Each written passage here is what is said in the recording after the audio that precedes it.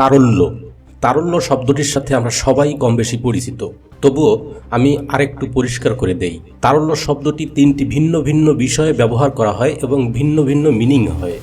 যেমন পদার্থবিজ্ঞানে তারল্য বলা হয় ফ্লুইডিটির বাংলা হিসাবে, আবার হিসাব বিজ্ঞানে তারল্য বলতে বোঝায় কোনো প্রতিষ্ঠানের স্বল্পমেয়াদী দায় পরিশোধের ক্ষমতা। আবার অর্থশাস্ত্রে তারল্য বা লিকুইডিটি বলতে বোঝায় কোনো সম্পদকে কত সহজে এবং দ্রুত নগদে রূপান্তরিত করা যায়। যে সম্পদ যত সহজে নগদে রূপান্তরিত করা যায় সেটি তত বেশি তরল বা লিকুইড। আজকে আমাদের আলোচ্য তারল্য হলো অর্থশাস্ত্রের তারল্য বা লিকুইডিটি। এই লিকুইডিটি আবার 4 ভাগে ভাগ করা হয়। 1, নগদ টাকা, যা সবচেয়ে বেশি তারল্য সম্পন্ন সম্পদ, কারণ এটি সরাসরি বিনিময়ের মাধ্যমে ব্যবহার করা যায়। 2, শেয়ার বা বন্ড, যার তারল্য অনেক বেশি। 3, গোল্ড, কারণ শেয়ার, বন্ড, গোল্ড এগুলো সহজেই বাজারে বিক্রি করে নগদে রূপান্তরিত করা যায়। 4 নম্বরে আসে স্থাবর সম্পত্তি, যেমন জমি, বাড়ি। এর তারল্য সবচেয়ে কম, কারণ এগুলো বিক্রি করতে সময় লাগে। বহু আগে থেকেই বহুল প্রচলিত একটি বিনিয়োগের কনসেপ্ট আমাদের সাবকনশাস মাইন্ডে ঢুকিয়ে দেওয়া হয়েছে এবং আমরাও অনেকেই সেই বহুল প্রচলিত বিনিয়োগের কনসেপ্টের ধারক ও বাহক। বিনিয়োগের সেই কনসেপ্টের নাম স্থাবর সম্পত্তি, সহজ ভাষায় জমি। যারা মাথা গোজার একমাত্র ঠাঁই হিসেবে জমি কিনছেন, আমি তাদের কথা বলছি না, আমি বলছি তাদের কথা যারা কম দামে কিনে বেশি দামে বিক্রির মাধ্যমে লাভ করার কৌশল হিসেবে জমিতে বিনিয়োগ করছেন। বাংলাদেশের প্রেক্ষাপটে আপনার জমিতে বিনিয়োগ করা উচিত কিনা, জমিতে বিনিয়োগ করলে কি কি ধরনের পরিস্থিতির সম্মুখীন হওয়া লাগতে পারে, কি কি দুর্নীতি মোকাবেলা করা লাগবে, দুর্নীতির প্রধান প্রধান উৎস কি কি, কোন সেবার দুর্নীতি ফি কত, দুর্নীতি দমন কমিশনের সুপারিশ কি, টিআইবির প্রতিবেদন কি বলছে, সরকারের গৃহীত পদক্ষেপ ও বাস্তবায়নের বর্তমান অবস্থা, জমিতে বিনিয়োগের কোনো বিকল্প আছে কিনা, এই সবই জানানোর চেষ্টা করব।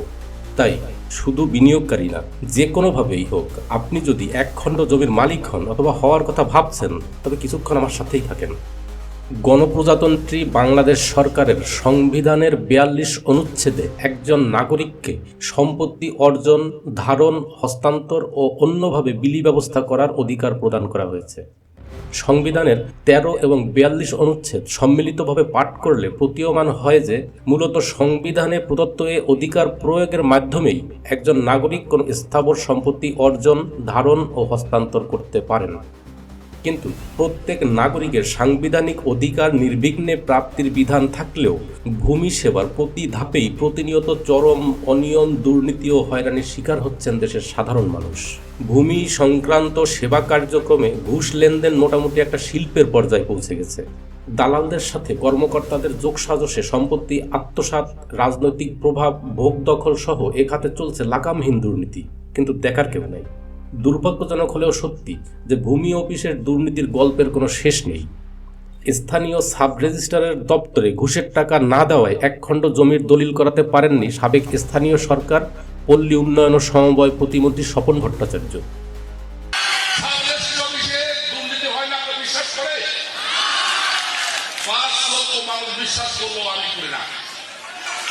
আমি গত সপ্তাহে ঢাকা থেকে আমার ছেলের নামে একটি জমি, আমি তার পিতা, আমি সংসদ সদস্য, আমি মন্ত্রী, মনিরামপুর 5 লক্ষ লোকের আমি জনপ্রতিনিধি, আমি সরকারি একটি মিল লিটার ফ্যাক্টরি করবো বলে আমি দলিল করতে পাঠাইছিলাম।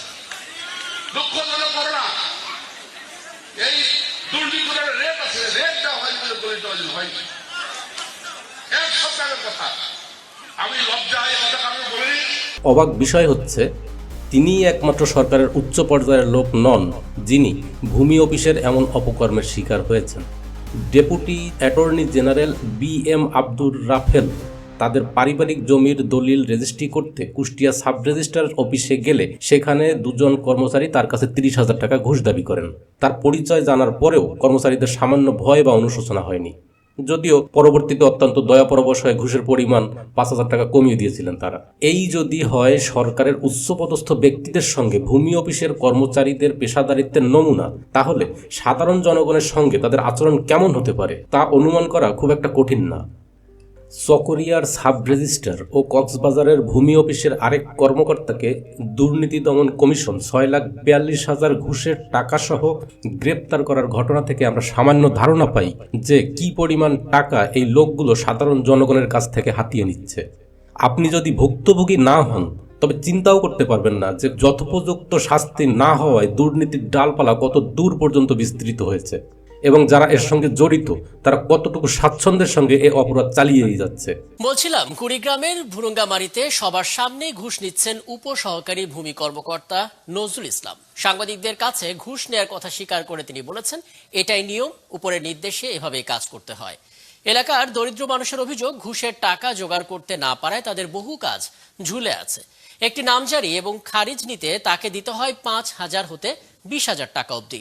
মাথার উপর মহলের ছায়া থাকায় ঘুষে বিচলিত নন নজরুল ইসলাম।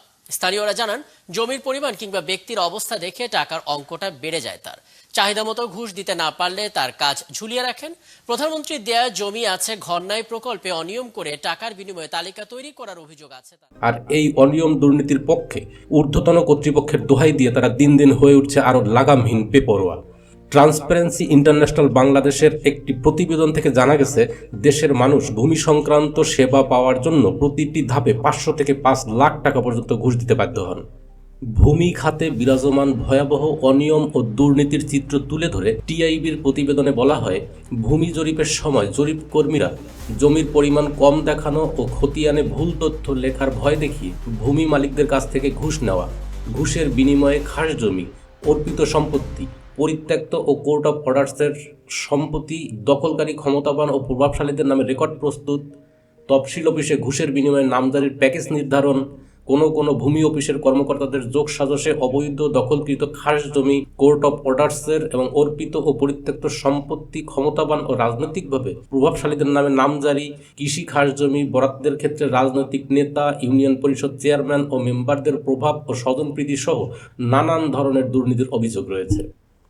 তাদের নিজস্ব তৈরিকৃত আইন অনুযায়ী তারা বিভিন্ন সেবার জন্য বিভিন্ন ফি নির্ধারণ করে রেখেছে। আসেন জেনে নেই তাদের কোন সেবার দুর্নীতি ফি কত।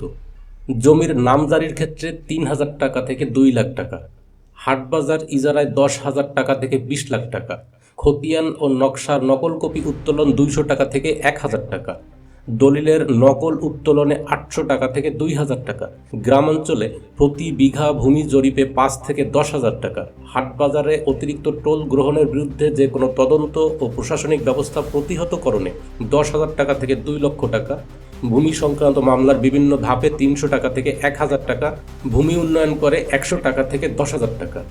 এই ফি জমির মূল্যের উপর পরিবর্তনশীল। ভূমি সেবার প্রতিটি পর্যায়ে সেবাগ্রহীতাকে অনিয়ম দুর্নীতির সম্মুখীন হতে হয় এবং অধিক পরিমাণ অর্থ ব্যয় করতে হয়। এমন কোনো সেবা পাওয়া যাবে না যেখানে সেবাগ্রহীতা অনিয়ম ও দুর্নীতির শিকার হন না। আকাশে যত তারা, ভূমি সংক্রান্ত দুর্নীতির তার চেয়ে বেশি ধারা, যা সব বলে শেষ করা প্রায় অসম্ভব। তবে দেশের ভূমি ব্যবস্থাপনায় দুর্নীতির 7টি প্রধান খাত চিহ্নিত করেছে দুর্নীতি দমন কমিশন: ভূমি রেজিস্ট্রেশন, নামজারি, ভূমি অধিগ্রহণ, ভূমি কর প্রদান, ভূমি রেকর্ড, খাস জমি, পরিত্যক্ত ও অর্পিত সম্পত্তি ব্যবস্থাপনা দুর্নীতিতে সম্পূর্ণভাবে ডুবে আছে। প্রতিবেদনে সংস্থাটি এসব উৎস চিহ্নিতের পাশাপাশি সেগুলো দুর্নীতিমুক্ত করার 10টি সুপারিশও রাষ্ট্রপতির কাছে হস্তান্তর করেছিল। এছাড়াও বিগত কয়েক বছরে ভূমি খাতে সরকারের একাধিক ইতিবাচক পদক্ষেপও রয়েছে। তবে এ সকল উদ্যোগ সত্ত্বেও ভূমি খাতে এখনও সুশাসনের ব্যাপক চ্যালেঞ্জ বিদ্যমান রয়েছে। আসল কারণ ভূত শস্যের মধ্যেই। বর্তমানে বিভিন্ন আদালতে ভূমি সংক্রান্ত 18 লাখ মামলার জট রয়েছে, যার কোনো সুরাহা নাই। ভূমি ব্যবস্থাপনায় অপর্যাপ্ত জনবল ও বিভিন্ন পদে নিয়োগ দীর্ঘদিন বন্ধ থাকায় সেবা বঞ্চিত হচ্ছে সাধারণ মানুষ। টিআইবি এর এক গবেষণার প্রতিবেদনে ভূমি খাতে বিদ্যমান আইনি সীমাবদ্ধতা, ভূমি প্রশাসন ও ব্যবস্থাপনায় সমন্বয়ের ঘাটতি, ভূমি ব্যবস্থাপনা ও সেবা কার্যক্রমের দুর্বল আনুভূমিক জবাবদিহিতা, ভূমি ব্যবস্থাপনা সংশ্লিষ্ট প্রশাসন ক্যাডারের কর্মকর্তাদের ঘন ঘন বদলি ও স্বল্পকালীন পদায়ন। প্রশাসন ক্যাডার শব্দটার ব্যাপারে আলাদা একটু কথা না বললেই না, এইটুকু শেষ করে নিই, তারপরে বলছি। এই মাঠ পর্যায়ের ভূমি সংশ্লিষ্ট কর্মকর্তাদের ভূমি ব্যবস্থাপনার বাইরে বিবিধ দায়িত্ব পালন, সহকারী কমিশনারদের পেশাগত অভিজ্ঞতা ও দক্ষতার ঘাটতি, অপর্যাপ্ত মাঠ পরিদর্শন ও পরিবীক্ষণ, মাঠ পর্যায়ে বিভিন্ন প্রতিবেদন সঠিকভাবে যাচাই বাছাই না হওয়া সহ ভূমিখাতে বিরাজমান বিবিধ সীমাবদ্ধতা। প্রশাসন সম্পর্কে অনেকেরই আগ্রহ, প্রশাসন মানে অ্যাডমিনিস্ট্রেশন। তো আসলে তো এটার বিসিএস আমরা বলি বাংলাদেশ সিভিল সার্ভিস, কিন্তু এটাকে নানান কারণে এখন মনে করা হয় যে ক্যাডার। ক্যাডার শব্দটার সাথে অনেকের একটা নেগেটিভিটি থাকে। এই জন্য আমরা জনপ্রশাসনের এই সংস্কার কমিশনে যে অনেকগুলো প্রস্তাব দেব, তার মধ্যে একটা থাকবে যে এই ক্যাডার শব্দটা বাদ দিয়ে যার যে service, civil service administration, civil service health, civil service agriculture like this, এটা একটা আমাদের বড় সংস্কার। আমি মনে করি এটাতে অনেকের মেন্টাল স্যাটিসফ্যাকশন হবে, এটা একটা দরকার। প্রশাসন ক্যাডার, সহকারী কমিশনার ভূমি বা সহজে আমরা যাদের এসিল্যান্ড বলে ডাকি, তাহাদের নামের সহিত ক্যাডার শব্দটা জুড়িয়ে দিয়া পুরো জাতির পশ্চাৎ দেশে আসা বাস প্রবেশ করানোর এক বিরল ক্ষমতা প্রদান করা হইয়াছে। এই প্রজাতি জনগণের সেবক হলেও আপনি যতই শিক্ষিত হন, ডাক্তার, ইঞ্জিনিয়ার, শিক্ষক বা সমাজে আপনার যতই পজিটিভ ইমেজ থাকুক না কেন, আপনি যদি ভদ্রলোক হন তবে আপনাকে তারা এক গাছ হিন্দি চুলের সমানও মূল্যায়ন করবে না। এসিল্যান্ড নিজে ছাড়া অন্য কেউ যে মানব প্রজাতির সদস্য সেটাই তারা মানতে নারাজ। প্রতিবাদ করতে যাবেন, তাদের হাতে ম্যাজিস্ট্রেসি পাওয়ার দেওয়া আছে, বাকিটা বুঝলাম। এসিল্যান্ড তো পরের কথা, ওই অফিসের পিয়ন পর্যন্ত আপনাকে একজন মানুষ হিসেবেই গণ্য করবে না। এরা আপনাকে হয়রানি, অপমান, অপদস্থ তো করবেই, তারপরেও আপনি নীরবে তাদের দাবিকৃত ঘুষের টাকা দিতে বাধ্য। ঘুষ না দেওয়ার অনুরোধ করার কোনো সুযোগ তো নাই, সর্বোচ্চ পারবেন পরিমাণের টাকা কমানোর জন্য অনুরোধ করতে। কোনো কাজে যদি আপনার এসিল্যান্ড অফিসে যাওয়া লাগে, তবে ফিরতে সময় অবশ্যই আপনার মনে হবে এই পৃথিবীতে সবচেয়ে বড় জঘন্য অপরাধী হলেন আপনি, আর আপনার সেই ক্ষমাহীন অপরাধ হলো আপনি এক টুকরো জমির মালিক। আবার লিকুইডিটি প্রসঙ্গে আসি। যে বিষয়টি শুরুতে বলছিলাম, স্থাবর সম্পত্তি যেমন জমি, বাড়ি, এর তারল্য সবচেয়ে কম, কারণ এগুলো বিক্রি করতে সময় লাগে। তারল্যের জরুরি প্রয়োজনে যদি আপনার জমি বিক্রির প্রয়োজন হয়, তবে আপনি বিভিন্ন ধরনের প্রতিবন্ধকতার সম্মুখীন হবেন। প্রথমত যে সমস্যায় পড়বেন তা হলো সঠিক সময়ে ন্যায্য মূল্যে ক্রেতা খুঁজে বের করা, যার হাতে আপনার চাহিদা অনুযায়ী ক্যাশ আছে। এটা প্রায় অসম্ভবের পর্যায়ে পড়ে। এছাড়াও উটকো ঝামেলা হিসেবে যেই বিষয় আপনার সামনে আসতে পারে তা হলো যৌথ মালিকানা, উত্তরাধিকার সংক্রান্ত সমস্যা, বেনামি সম্পত্তি, মামলা, সরকারি অধিগ্রহণ, বন্ধক, নথিপত্রের সমস্যা, কাগজপত্রের অভাব, জমির দলিল, খতিয়ান, পর্চা, নামজারি, এসব কাগজপত্র যদি সঠিক না থাকে অথবা হারিয়ে যায়, তাহলে জমি বিক্রি করা কঠিন। যদি নথিপত্রে কোনো ভুল থাকে, যেমন মালিকের নাম, জমির পরিমাণ, দাগ নম্বর ইত্যাদি ভুল থাকে, তাহলে জমি বিক্রির আগে তা অবশ্যই আপনাকে সংশোধন করতে হবে। এত ঝামেলা আপনার কাছে খুব বেশি কঠিন যদি মনে না হয় এবং এগুলো সামাল দেওয়ার মতো যথেষ্ট লোকবল, অর্থ, সময় এবং ধৈর্য থাকে, তবে আপনি জমিতে বিনিয়োগ করতে পারেন। আর যদি তা না হয়, তবে আপনার বিনিয়োগের বিকল্প মাধ্যম খোঁজা উচিত। সেটা হতে পারে সবচেয়ে লিকুইড মাধ্যম, ব্যাংকে ফিক্সড ডিপোজিট করে রাখা। কিন্তু সুদ এড়িয়ে চলতে চাইলে ফিক্সড ডিপোজিট আপনার জন্য নয়। তারপরে বিকল্প আছে গোল্ড বা সোনা। এই সোনা কিন্তু গহনা বা অলংকার নয়। মনে রাখবেন, আপনার ঘরেও কিন্তু একজন ভূমি কর্মকর্তা আছে। তাছাড়া গহনা বা অলংকারে খাত বাদ দেওয়ার একটা বিষয় থাকে, তাই এই সোনা বিনিয়োগের মাধ্যম না। বিনিয়োগের মাধ্যম যে সোনা, তা কেনা এবং সঠিক সময়ে বিক্রি করা সাধারণ জনগণের জন্য সহজ কোনো কাজ নয়। তাহলে বাকি থাকে শেয়ার বা বন্ড, যার তারল্যও অনেক বেশি। যখন খুশি তখন নগদায়ন করা যায় এবং শেয়ার সম্পূর্ণ সুদমুক্ত হালাল বিনিয়োগ। শেয়ার বাজারেও দুর্নীতি আছে, কিন্তু তা জমির দুর্নীতির কাছে অতি নগণ্য এবং সেটা মোকাবেলা করা সহজ এবং আপনি একাই যথেষ্ট। মাটি খাঁটি এই বহুল প্রচলিত ও ব্যবহৃত বিনিয়োগের মাধ্যম বাদ দিয়ে সবাই শেয়ার বাজারে বিনিয়োগ করেন, সেটা আমার বলা উদ্দেশ্য না। আপনি যদি নিরীহ টাইপের মানুষ হন, আপনি যদি নির্ঝঞ্ঝাট জীবনযাপনকারী হন, তবে ভূমি খাতের চ্যালেঞ্জগুলো মোকাবেলা করে বিনিয়োগ করবেন কিনা সেটা ভেবে দেখার জন্য অনুরোধ জানাচ্ছি।